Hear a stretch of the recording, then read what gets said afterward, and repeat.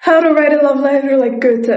I actually have a statue, a mini statue, which is not the case for every time I have a physical representation. I usually have to print them out, so I'm very happy, and it's even written Goethe. Look at that.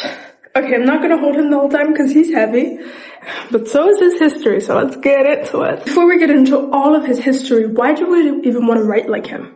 What's his appeal? What's his thing? Let's introduce him, not just his head in the background. His appeal and his thing is that he feels like everyone. He has the impact on the masses. He has written books and people have killed themselves. Strangers.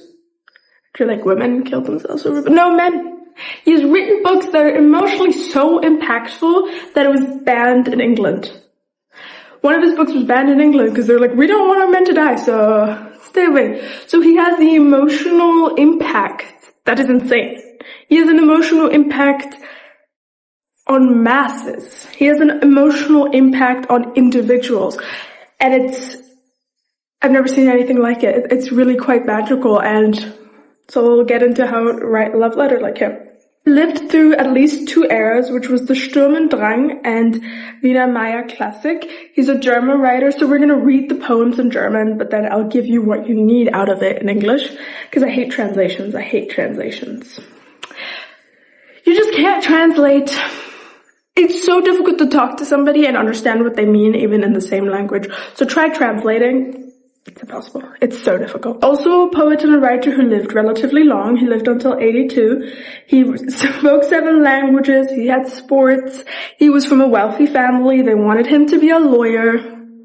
He did not want to be a lawyer. He just spent his dad's money and fell in love with the woman who was the daughter of the people who were renting to him. She did not want him because she did not see the potential, and she didn't see a future with him.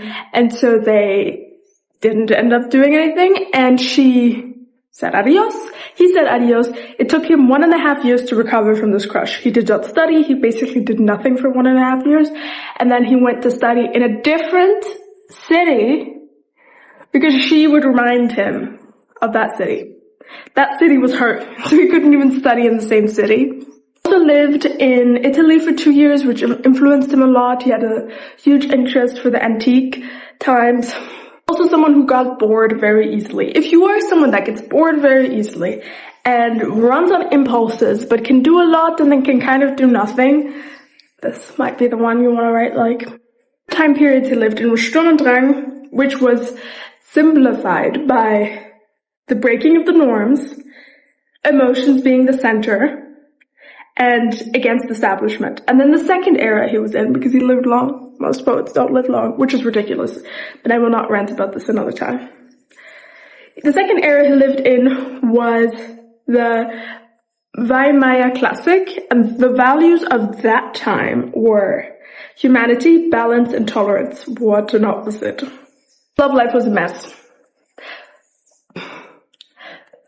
If it's a poet, it's a love life that's a mess. This seems to be the through line. Except being honest in your love letters, this seems to be the other through line. He fell in love, then he left. Then he fell in love, then he left. Then he moved, then he left. Then he fell in love, then he moved. He was a little bit avoidant, if we would put it in psychology terms, but he would just say, I just don't want to be bound to anything, is how he would describe it. And then he fell in love with a woman 7 years older than him. There are rumors that that was a cover-up for another relationship he was not supposed to be having. We don't know till now still if that was the case, and we probably won't know ever. He falls in love and gets married and has a wife, and then he obviously falls in love again after that. Can they ever stop falling in love? That should be the question. Do you believe in end of the love, falling love, falling love? Aren't you so glad I'm your poet? Your local poet? No, but yes, he's also a mess. That seems to be a third line too. Emotional mess, but they have words to describe it, so we're all just very happy for that. Okay, so that was his rundown. Then he built this really interesting friendship with Schiller, which was for 10 years. He first was quite distant toward the fact of being friends with him because he was scared that he would remind him of his youth and of the Sturm und Drang time, of the rebellious time. But then they did become friends, and they even helped each other with their books and gave notes, which as a writer I find insane to have anybody else's notes. Even if they would help, then that's just not your voice. Anyways, I digress. But yeah, that was his life. That was his vibe. He was very much, you know the song Fall in Love Again and Again? Yes, that was his theme song. That should be his theme song, because he fell in love a lot. A lot. Like Lord Byron did not fall in love that many times. And Lord Byron did almost anything. Almost anything Lord Byron did. So, when you were falling in love more than Lord Byron? But it's interesting. And it's interesting. Last fact, Faust 1, he was published when he was alive, and Faust 2 was published when he then already was dead. He died of a heart attack. Now that we have him, let's read from the poem. I will read it in German and then give you what you need in English. Ich wollte, ich wäre Gold, dir immer im Sold. Und dass du was kaufen, kam ich wieder gelaufen. Ich wollte, ich wäre Gold, du immer im Sold. Ich wollte, ich wäre treu, mein Liebchen setzt neu. Ich wollte mich verheißen, wollte nimmer verreisen. Ich wollte, ich wäre treu, mein Liebchen setzt neu. The poem talks about wishes and what ifs. Wishes and what ifs is not what I would personally think and advise you to explore in the first love letter. However, there's no rules to this shit, so you can do whatever you want except lie. So if everything is still open and you kind of more want to fantasize about the future than talk about the present, I think that's also an interesting love letter to explore. If you still want it to not be like girly, because I think it can veer into like very emotional girly stuff, you can be a little bit more logical about it. You can say, I would like to do this then, but these are the factors that are changing and this is what I'm questioning. You can kind of play with the uncertainty of the plans you would like for to be certain and why you would like them to be certain. I think that's really, really cute. Number 2, the second poem. Ich denke dein, wenn wir der Sonnenschimmer vom Meer strahlt. Ich denke dein, wenn sich des Mondes Film in Quellen malt. Ich sehe dich, wenn auf dem fernen Weg der Traub sich hebt. In tiefer Nacht, wenn auf dem schmalen Stege der Wanderer lebt. Ich höre dich, wenn dort im Dumpfrauschen die Wellen steigt. Im stillen Hain gehe ich oft zu lauschen, wenn alles schweigt.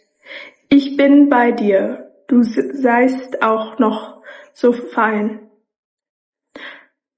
Du seist auch noch so fern. Du bist mir nah. Die Sonne sinkt, bald leuchten mir die Sterne. Oh, wart, du da? He's reminded of her all the time. Is basically the gist of it. And I think that's such a cute love letter idea, just the places and the things that remind you of them. Because I think that's usually a concept we more explore when we're heartbroken. There's this Sabrina Carpenter song, which is like, how many things? And she was like, how many things do you think of until you think of me? But I think it is far more beautiful and happy to think of the things that remind you of them now. And the more abstract and the more random and the more specific to them it can be, the better, because then it feels more personal and feels more magical. So, how do you write a love letter like Goethe? I don't know why I said it like that. Is you explore the what ifs, but with a plan, so it's still like strong. Number 2, you write what reminds you of her. And most of all, you fall in love with love, not just relationships.